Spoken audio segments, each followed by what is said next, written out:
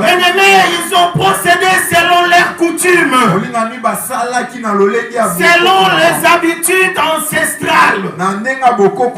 Qu'est-ce qui s'est passé dans la coutume juive, dans la coutume ancienne?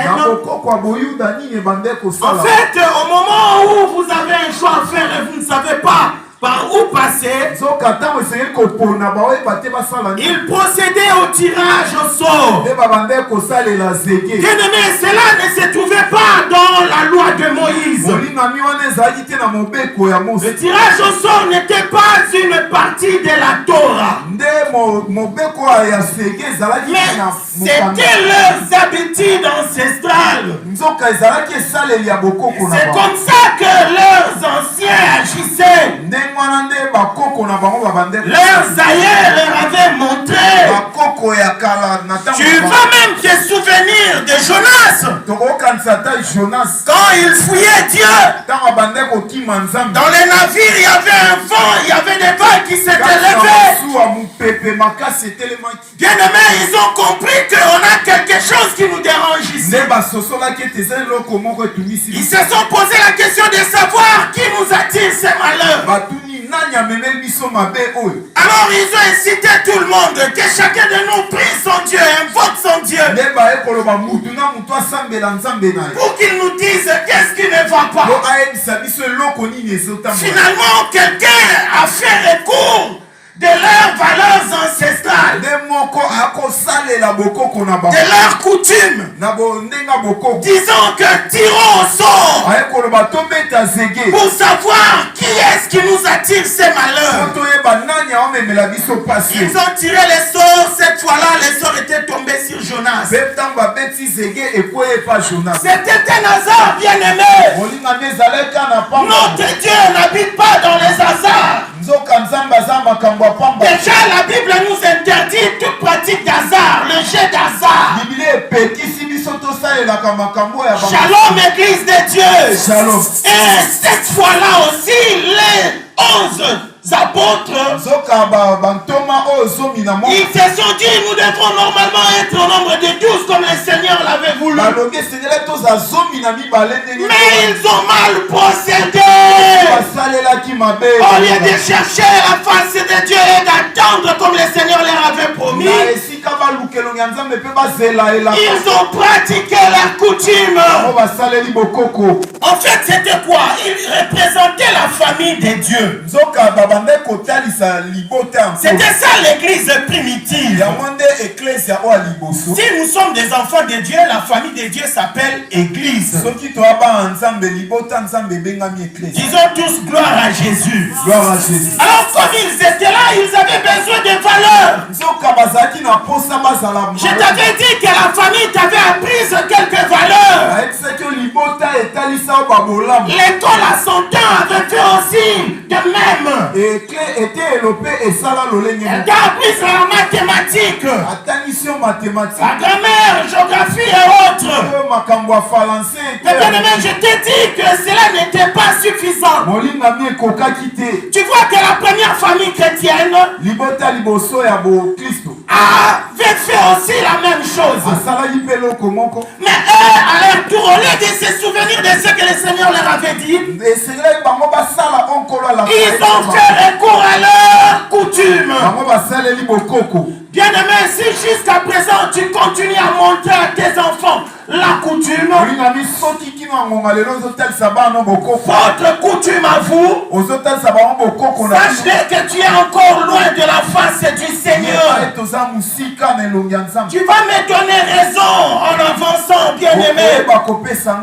Parce que ces gens-là, ils représentaient une famille. Mais comme la force agissante n'était pas au milieu d'eux, comme le Saint-Esprit n'était pas encore au rendez-vous parmi eux, ils ont fait recours à leurs coutumes. Finalement, Lazare était tombé sur Matthias. Le sort était tombé sur Matthias.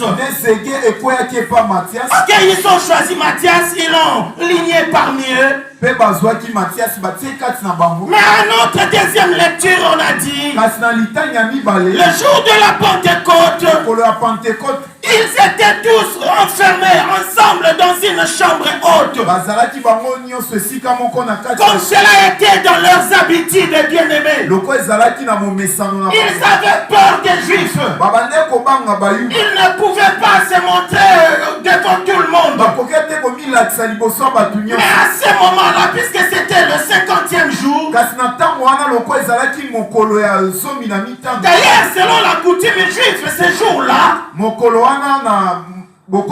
50 jours après la Pâque juive, c'était la fête de moisson. La fête de prémices. Alléluia, Église de Dieu. Amen. C'était à ce jour-là de fête juive que le Seigneur a voulu faire quelque chose. Quelque chose qui devrait bouleverser toute leur existence. Qui devrait bouleverser toute leur vie. La Bible nous dit tout à coup il survint du ciel. Tout à coup il y a un bruit énorme. Et comme un vent impétueux, nous dit la Bible. Alors là où ils étaient enfermés, ils ne comprenaient pas qu'est-ce qui leur arrivait. Certainement, ils commençaient à avoir peur. Puisqu'ils avaient déjà la peur au milieu d'eux. Alléluia, Église de Dieu. Amen. Subitement, ils verront des langues. La Bible nous dit qu'il y avait des flammes, de petites flammes de feu, comme des langues qui descendaient sur la tête de tout un chacun. Et à ce moment-là, ils étaient tous remplis du Saint-Esprit. La Bible nous dit qu'ils commençaient à parler en langue. Oui, ils commençaient à parler à des langues nouvelles qu'ils ne connaissaient pas avant. Avant, ils parlaient la langue araméenne. Étant juifs, d'autres parlaient aussi en hébreu. Mais la Bible nous dit il y avait beaucoup de visiteurs en Jérusalem dans cette époque. Puisque comme je viens de te dire que c'était le jour de la fête de moisson. Les Juifs avaient l'habitude de se rassembler en Jérusalem au jour de leur fête en fait. Alléluia, Église de Dieu. Amen. Et ils étaient nombreux. Et il y avait aussi d'autres païens qui étaient là. Il y avait des Grecs au milieu d'eux. Il y avait des Turcs. Il y avait des Romains. Mais chacun leur attendait parler à sa propre langue. Quelle confusion, bien-aimé. Ça, c'était l'œuvre du Saint-Esprit. La Bible nous dira ils furent tous remplis du Saint-Esprit. Et ils se mirent à parler. Après ce moment-là, leur vie avait changé. Ils n'étaient plus de même personne. Ils ne pensaient plus de la même manière. Maintenant, ils commençaient à penser selon Dieu. Parce que l'Esprit du Seigneur est venu habiter en eux. C'est le Saint-Esprit qui a commencé maintenant à agir en eux. Si la famille n'a pas cette valeur que nous appelons l'esprit, si dans la famille tu n'as pas pris soin à montrer les enfants la voie de Dieu, à montrer aux enfants le chemin de l'église, Ça veut dire que tu as fait un travail qui aboutira comme les disciples. Ils ont une bonne éducation, une bonne instruction à l'école, mais sans l'Esprit de Dieu, ils vont échouer dans la vie. Sans la force surnaturelle, ils vont sombrer quelque part. Voilà comment les disciples avaient échoué dans leur choix. Pourquoi je dis qu'ils ont échoué? Quelques temps après, Paul était sorti pour la mission de l'évangile. Alors il va se rendre dans la maison de quelqu'un qu'on appelait Simon de Corinthe. Cette maison se trouvait auprès de l'océan. C'était vers midi, la Bible nous dit. Il était dans le balcon, il attendait pour qu'il aille manger. Pendant qu'on préparait encore la nourriture, la Bible nous dit, Pierre tomba en extase. Et dans sa vision, il verra une nappe. Une grande nappe qu'on avait attachée de 4 coins. Là où on pouvait trouver toutes sortes de bêtes, des animaux impies. Des reptiles, des oiseaux et autres. Tu sais, comme un vrai juif, connaissant la loi de Moïse, il savait qu'il n'avait pas le droit même de toucher à une bête impure. Mais il y avait une voix qui s'était fait entendre lui disant que tue et mange. Pierre, tue et mange. Pierre lui dit, Seigneur, je ne peux pas les toucher. Depuis mon enfance, je n'ai jamais touché à quelque chose de si impur.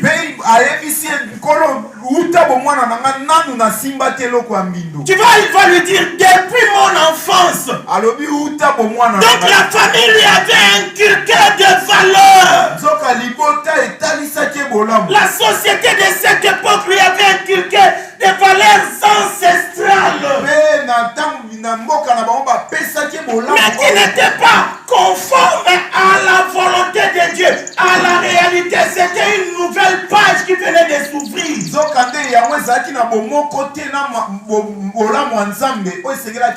Là, ce n'était plus le temps de Torah, mais c'était le temps de l'évangile qui avait tout englobé.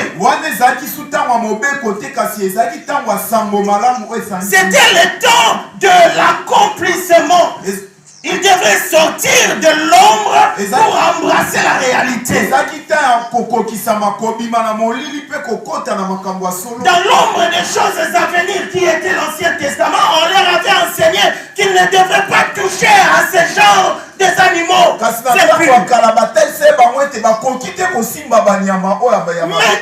après la Pentecôte, Dieu lui dit, tu et mange. Tu et mange. Il a dit non, c'est impur. Dieu va s'étonner. Je te dirais que Dieu parfois s'étonne de valeurs ancestrales que tu es en train de bombarder à tes enfants. Il s'étonne de la manière dont tu es en train d'enseigner la coutume à ta progéniture.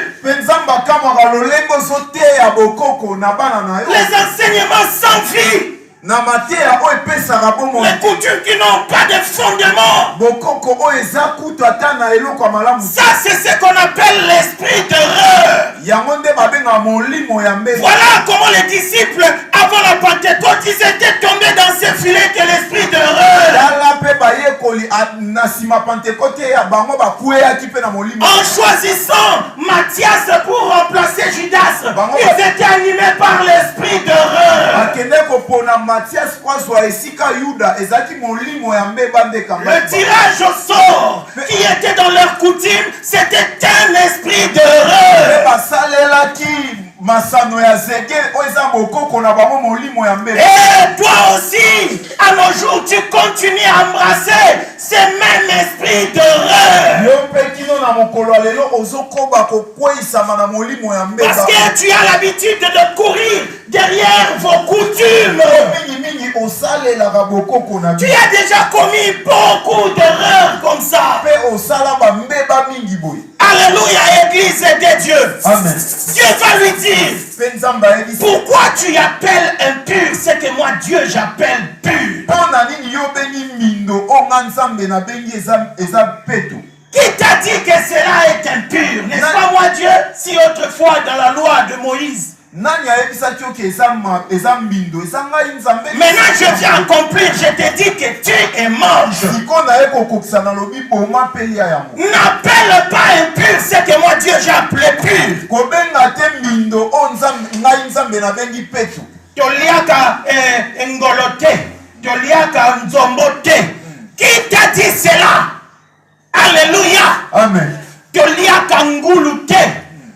Pourquoi tu appelles impur ce que Dieu appelait pur? Il nous a dit manger de tout ce qui se vend au marché. Pourvu de répondre avec action de grâce. Dis-moi gloire à l'agneau.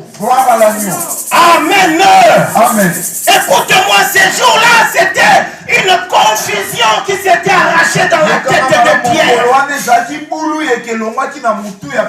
Et pendant qu'il était, je parle de Pierre, pendant qu'il était dans cette confusion, dois-je tuer ou ne pas le faire et écouter à la voix ou écouter à la voix de mes ancêtres? À ce moment-là, on va toquer à la porte. On va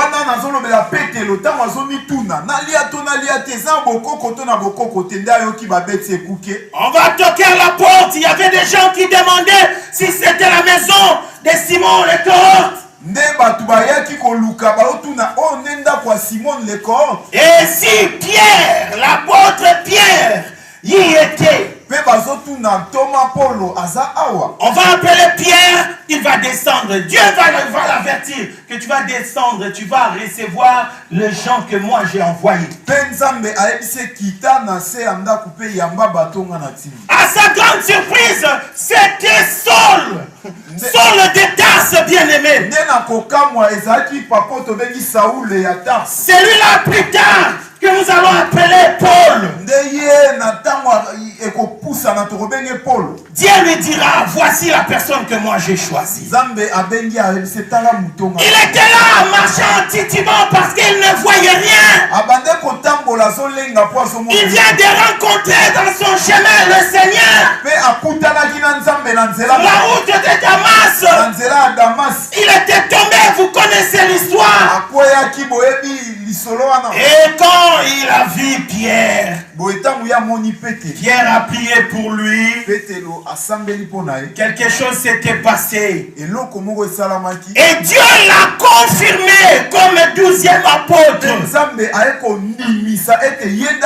La preuve, je dirais, est-ce que vous connaissez les œuvres de Barnabas dans la Bible ou de Matthias?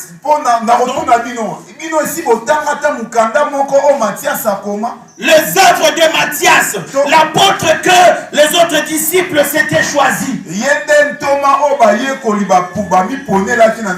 Ces prouesses, où sont-ils écrits? Et bien aimé, les œuvres de Paul. Tu vois quand l'Esprit de Dieu agit. Tu vois comment les choses se passent de manière différente. Est-ce qu'on peut acclamer pour la parole du Seigneur?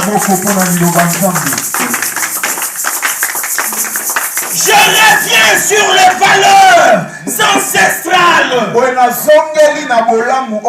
Tu me dis maintenant, comment est-ce que moi je vais accueillir cet esprit. Mais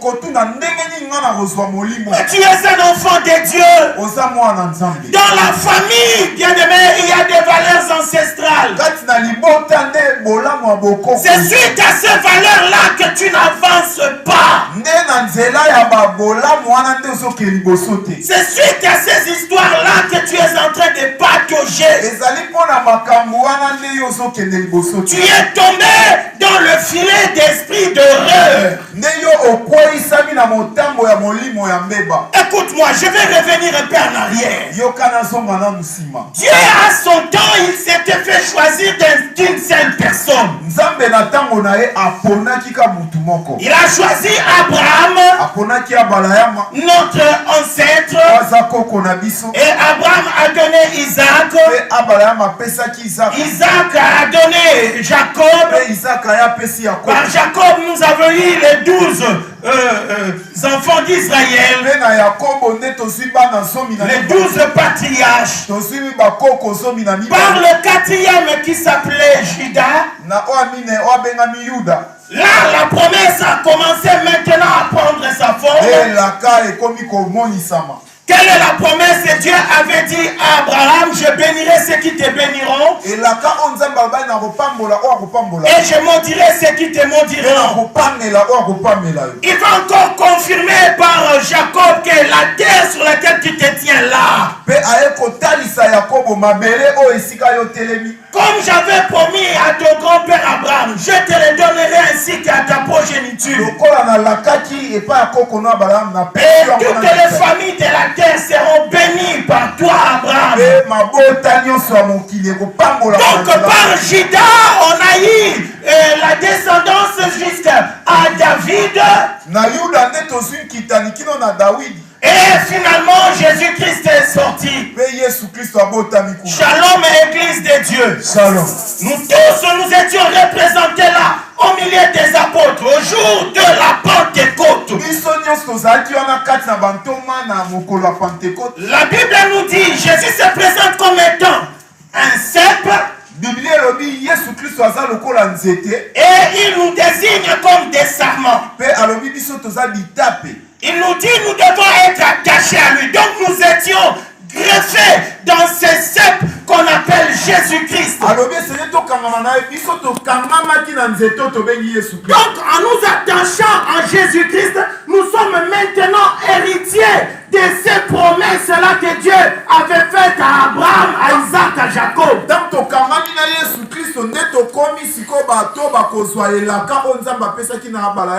à notre tour, nous aussi, nous sommes bénéficiaires. Par Jésus-Christ, nous sommes des bénéficiaires de la promesse. Donc l'Esprit de Dieu, qui est l'Esprit véritable, l'Esprit de l'intelligence et de la sagesse, il est venu habiter en nous. Contrairement à nos ancêtres, et ils ne connaissaient pas le Dieu d'Abraham, le Dieu d'Isaac, le Dieu de Jacob. Nos ancêtres, ils invoquaient les dieux des eaux, les esprits des eaux.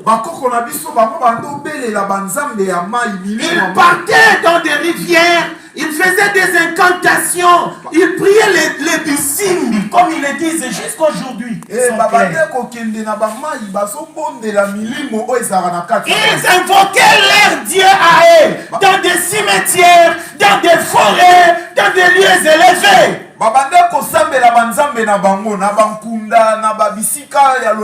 Ils te diront que nous avions une Zambia Pungu, Zambia Tulendo, et j'en passe, de Dieu, de Dieu, de Dieu. Ils vont te donner la définition qu'un Zambia Pungu, c'est les dieux du ciel. Moi je dis ok, c'est bien. Mais je t'avais parlé qu'il existe 7 ciels. Notre Dieu, le créateur de la terre et des cieux, le tout-puissant, il habite les cieux des cieux. Parmi ces 7 ciels, à un certain niveau, bien aimé, tu vas te souvenir de Daniel. Le jour où Daniel Dieu. Depuis les cieux des cieux, Dieu avait répondu. Mais la Bible nous dit, le prince du royaume de Perse. Donc, parmi ces sorciers-là, à un certain niveau, il y a des démons qui y habitent.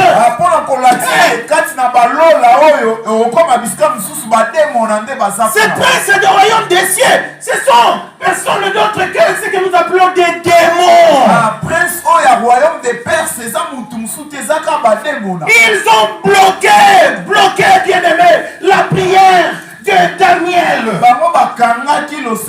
Qu'est-ce que je dis? Pas la prière, mais la réponse. Et Dieu avait envoyé un ange pour aller répondre à Daniel. Mais le prince du royaume de Perse, qui était différent des anges de Dieu, c'était des anges d'Égypte.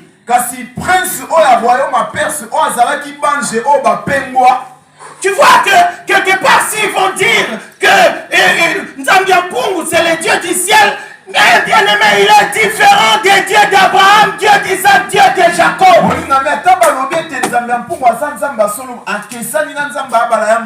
Puisque là, à un certain niveau, il existe aussi le royaume de prince de Perse. Rempli de démons. Donc, s'ils n'ont pas connu le Dieu d'Abraham, le Dieu d'Isaac, tout esprit qui est contraire de l'esprit de Dieu, c'est quel esprit? C'est l'esprit démoniaque. Alléluia. Amen. Et tu vas seulement constater dans leurs œuvres. Je vais te dire une vérité, écoute-moi. Si la force qui agit en nous, les enfants de Dieu, s'appelle le Saint-Esprit, parce que nous avons un Dieu, sa force qui agit en nous, c'est l'Esprit de Dieu. Alors, dans les dieux de Nzambiapungu, dans les dieux de Nzambiatulendo et autres, quelle est la force qui agit en eux? Parce que dans toute divinité, il y a une certaine force. Chez les dieux des Africains, cette force s'appelle la sorcellerie. Quand tu vas prendre soin de montrer à tes enfants ta coutume, sache que tu es en train de leur initier petit à petit à cette valeur que nous appelons sorcellerie.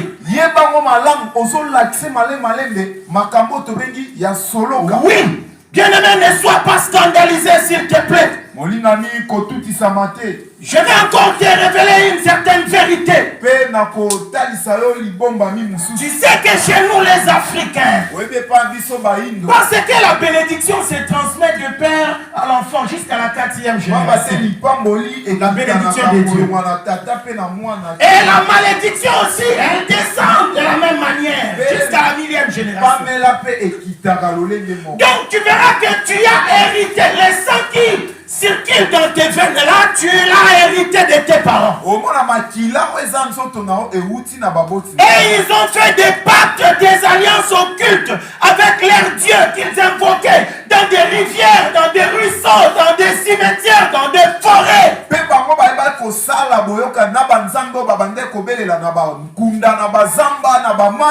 Alors cette malédiction-là, ou cet esprit-là, la force-là négative qu'on appelle la sorcellerie, il habite dans le sang.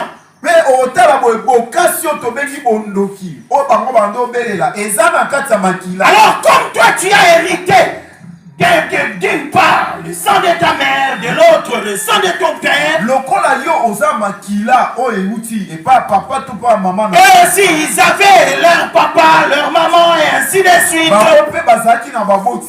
jusqu'à aboutir à cette époque-là où on avait conclu ces alliances. Maintenant tu verras que l'enfant qui est né Là, maintenant, en 2023, il va naître avec une certaine dose. Quelle dose? Une sorcellerie latente. Elle est là, mais elle ne fait pas surface.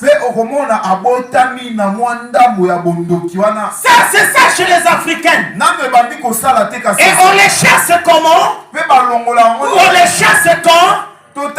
C'est quand on reçoit Jésus-Christ. La Bible nous dit il ne partage sa gloire avec personne. Quand il vient, il fait son entrée dans la vie de quelqu'un. Il prend tout, il ne laisse rien. Il est le Dieu de la lumière, l'étoile du monde. Avant, c'était les ténèbres qui étaient en toi. Mais depuis que tu as reçu Jésus, c'est la lumière qui a fait surface dans ta vie. Et quand tu vas continuer maintenant à te donner dans la marche chrétienne, que ces valeurs négatives vont commencer à tomber petit à petit, l'une après l'autre. Aussi longtemps que tu ne donneras pas ta vie entièrement à Jésus, aussi longtemps que tu vas continuer à marcher à cheval entre la coutume et la parole de Dieu, rien ne marchera dans ta vie. Rien ne marchera dans ta vie. Bien aimé, à un moment donné, tu dois t'arrêter et faire un choix. Tu dois t'arrêter et faire un choix. Bien aimé, pour ta maison, tu sais, il y a un héros dans la Bible qui a dit, il s'agit de Josué, il a dit, moi et ma maison, nous servirons le Seigneur. Alléluia. Amen. Donc il a fait son choix. Tu vas lire à la maison Deutéronome chapitre 30, le verset 19. Je vais paraphraser. La Bible nous dit quoi? Dieu lui-même, tellement que la chose était sensible, pour t'annoncer cette affaire, il avait besoin de prendre des témoins. Il va dire, je prends aujourd'hui un témoin contre toi, le ciel et la terre. Écoute, j'ai mis devant toi la vie et la mort, la bénédiction et la malédiction. Mais Dieu te dit, écoute mon enfant, choisis la vie, afin que tu vives toi et ta descendance, afin que tu vives toi et ta famille. Quel est le choix que toi tu as fait entre la coutume et la parole de Dieu? Dieu ne t'encourage pas de prendre les deux ensemble. Il ne se mélange pas, c'est Dieu. Il ne partage pas sa gloire avec le monde. Tu dois opérer un choix. Si tu ne choisis pas Dieu, bien-aimé, sache-le, automatiquement tu as déjà fait ton choix. Tu as choisi le diable. Si jusque-là tu n'étais pas encore décidé de donner ta vie à Dieu,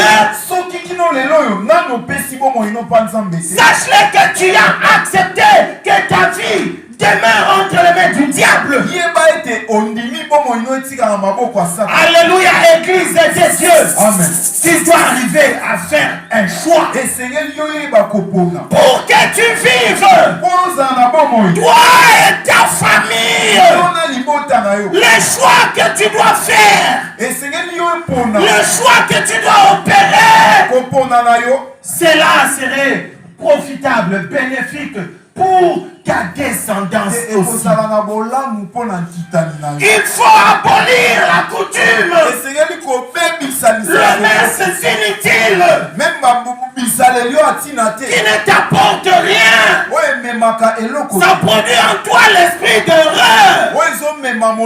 L'esprit d'erreur. Ceux-là qui ont embrassé la coutume. La Bible nous dit, observe leur fin. Observe seulement leur fin.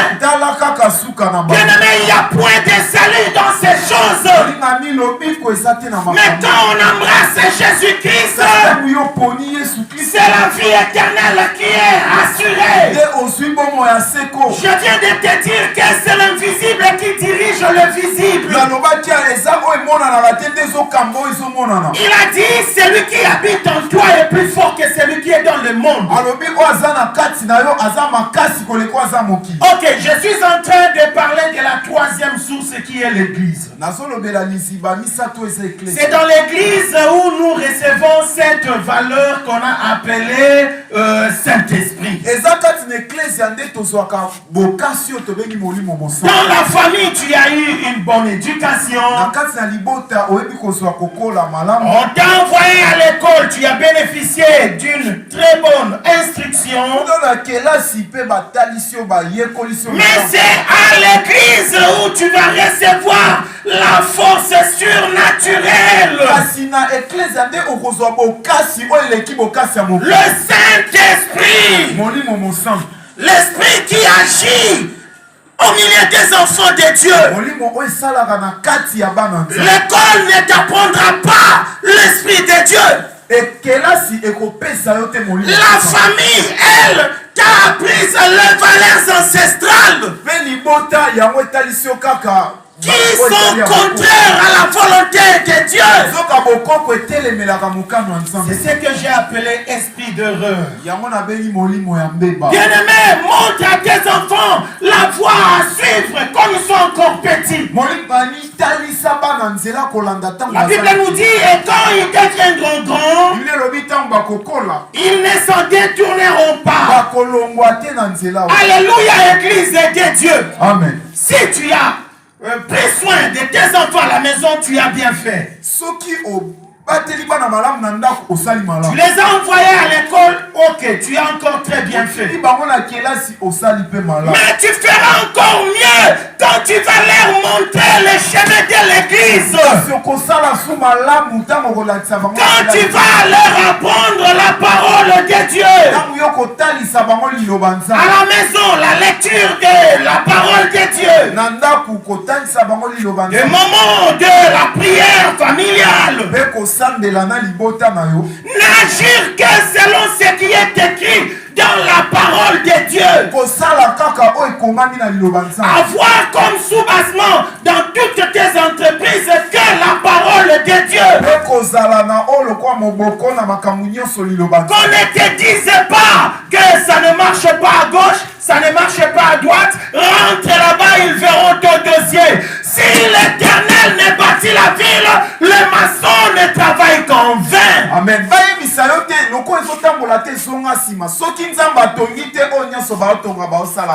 Cherche d'abord la face de celui qui a créé les cieux et la terre.